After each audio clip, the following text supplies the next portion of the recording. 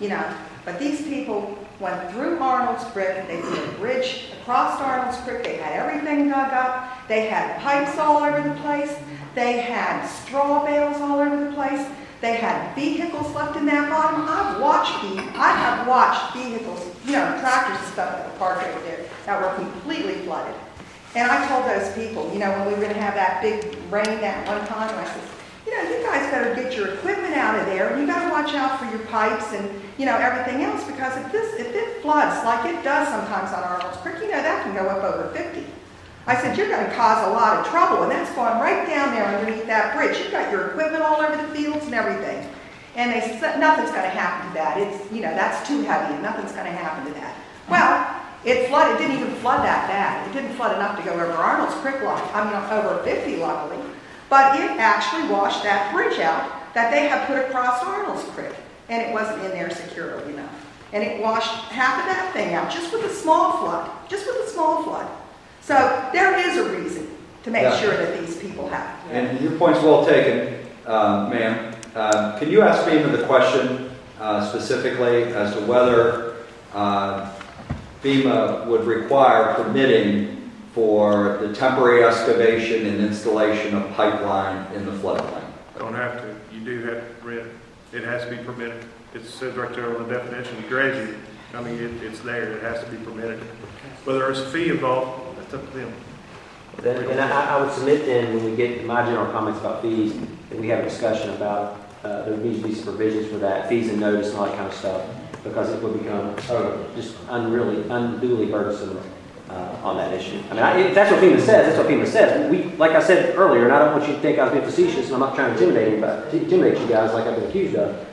We want to get a ordinance that everybody can work under. We want to, if that's what FEMA says we got to do, we got to do it. If we have to change operation, that's what we got to do.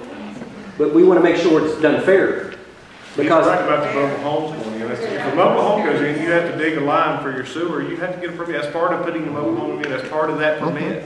It has to be specified in the site plan. And this goes, you guys laughed when I said hay being stored in the field.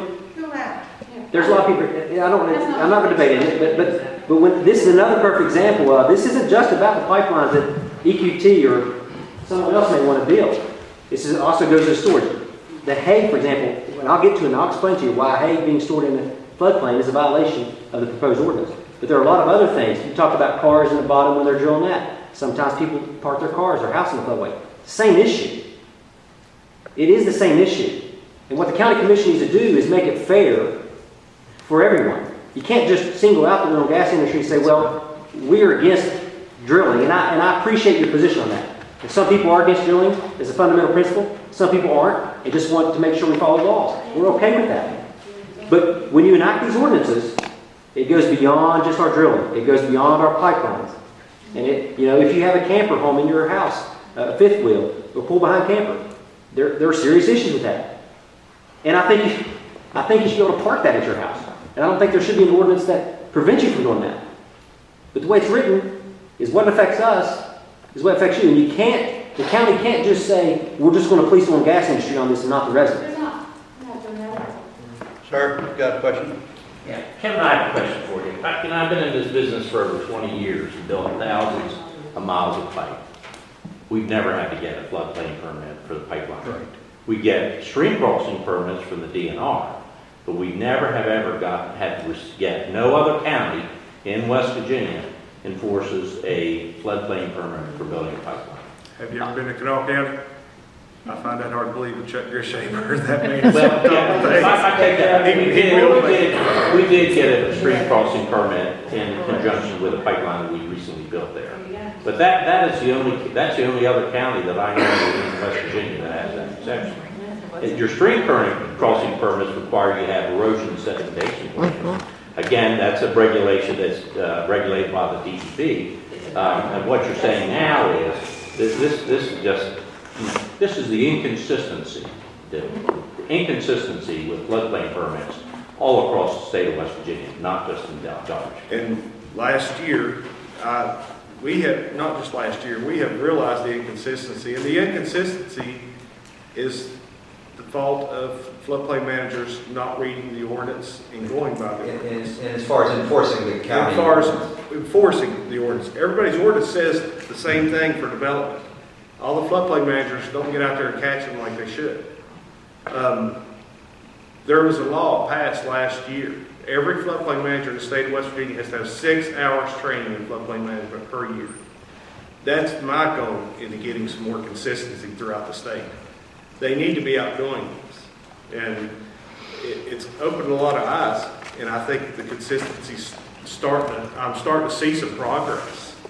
I really am. But as far as development, that's what it says, dredging. I mean, they're not going to negotiate on that whatsoever. It's in the Code of Federal Regulations. We live in a county with So less if, than 7,000 population, 320 square miles, and we're going to all flood. So if we want FEMA We're getting pretty insurance and FEMA protection, we need to do what he's saying. It sounds like it's not. Okay, Mr. Foster, go ahead. I don't know where this is relevant to the pipeline and so forth. I asked why, I know that when we disturb 2 acres of land, we have to get an NPDES permit. And I asked why these pipeliners and so forth did not have NPDES permits.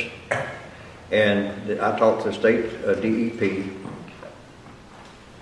and they informed me that the Federal Energy Act of 2005, now somebody may know more about this than I, but said the Federal Energy Act of 2005 exempted pipelines and so forth from NPDES permits and a number of other permits that they was required to get. Bill, you got anything to say about that? Yeah, you're exactly right. Any facility associated with natural gas drilling, which i.e. is a pipeline, is exempt from having to obtain an NPDES permit. That's not to say that every company does not. My company specifically does get an NPDES permit, but we're probably the exception to the rule. But you're exactly right. That's an exemption from federal law. And again, I think we're in agreement. If FEMA says we have to do it, we have to do it, and then so we just move on. We just need to decide how we can craft and make it easier. Or maybe it's a short form. There are potentially other types of residential construction types of things that there could be a short form that Dan can just stamp and go on because it really is not going to be an issue. But that's something we need to consider.